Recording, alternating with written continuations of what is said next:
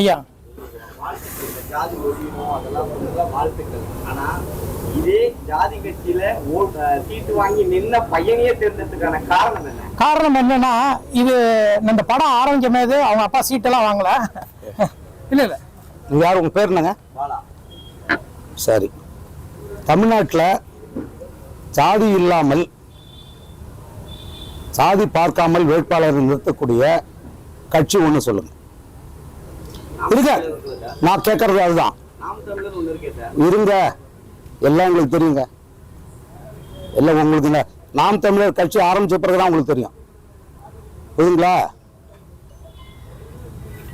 நீங்க வந்து எப்படி அப்படி சொல்லுவீங்க?